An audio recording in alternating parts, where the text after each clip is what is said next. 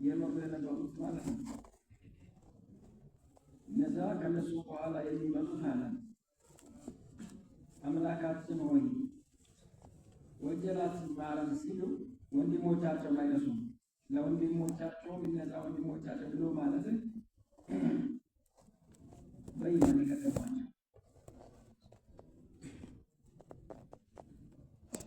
ወንድም የሚለው አማርኛ እና አረብኛው ብዙ ጊዜ አይስተካከልም። አረብኛው ወንድም የሚለው እንግዲህ አባቶች ይሆናል የቀደሙት ማለት አባቶች ይለዋል ነው። በአማርኛው አባቶች ናቸው። ከዚህ በዚህ የአያት እንደዛ የሄዱት በታሪክ ከዛ የወለደ መሆን ያልወለደ አባቶቻችን ነው የሚባለው። እዚህ ቁርአን ላይ እንደምናደምጠው ወንድሞች የሚለው ቃል ወንድም የሚለው ቃል መመሳሰል ማለት ነው። ይግድ አብሮ ተወለደ ማለት ነው።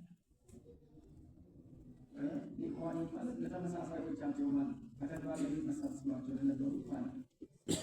ወደ ማግኘት ነው እንጂ ወንድም ማለት በአማርኛ እንደምንጠራው የእነሱን አያት ወንድም ይባላል። በአማርኛ ወንድም የሚለው እዚህ ጋር ቃል የተመሰለው ምንድነው? በስጋ መሳመት ወንድም መሆን ሳይሆን ወይም ደግሞ በሆነ ነገር አብሮ የጠንቆ መሆን ሳይሆን በኢማን የተሰበሰቡ ጊዜ ወንድማም የሚለው ስያሜ የተገኘ ማለት ነው። መመሳሰል በማመን አንድ ሆኖ መገኘት ወንድማም ይባላል። በኢማን ካልተመሳሰል ወንድማም ይባላል። ይቺ ቦታ ማለት ነው። በማንኛውም ተግባር ላይ ተመሳስሎ የተገኘ ወንድማም ይባላል። ካዲያን ለካዲያን ወንድሞች ይባላል። ያመን በመሳሰል በተግባር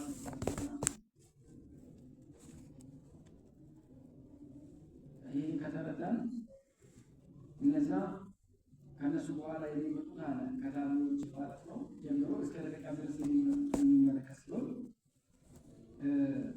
ከነሱ በኋላ አለ ታቢዎች ማለት ተከታዮች ከሰሃባዎች በኋላ ብቻ ያሉ ሳይሆን እስከ ደቂቃ ድረስ ያሉት ይገቡታል።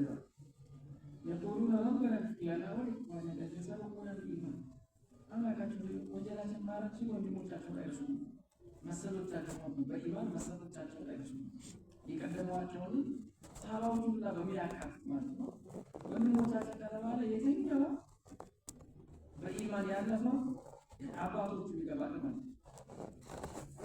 ለወንድሞቻችን በኢማን ለቀደሙ የተባለ ጊዜ ለወለደው ወላጅ አባትም አያትም ይጠቅልሉ ጊዜ በኢማን ሲተመሳሰል በኢማን ያልተመሳሰሉ ያለለም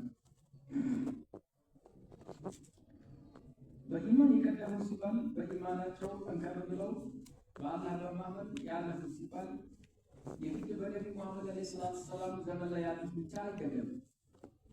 የቀድሞዎች በሚለው ላይ ምናልባት ብዙ ጊዜ ከቦታው አንጻር ሰሃባዎችና እነዚያ ከነሱ በኋላ ያሉት ወንድሞችን ለመሳተር እንደወጣ እንጂ ልክ ካደረግ የሌሎችንም ወንድሞች በሌሎቹ ነቢያት ተከታይ ለሆኑት ቦታ ያደርጋል። ምክንያቱም በተብሎ ነው አይደል?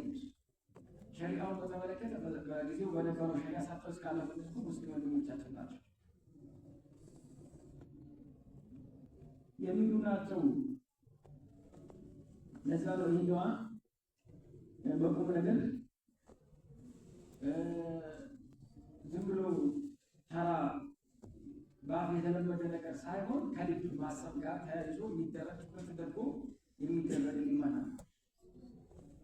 ቦታ ተሰጥቶት በኹጥባ ጁምዓ በጁምዓ ኹጥባ ሳይቀር በኢድ ኹጥባ ሳይቀር ናዚራ የሰውታን ወይስ እስካ በሚደረግበት ሰዓት ሆነ ማንኛውም ኹጥባ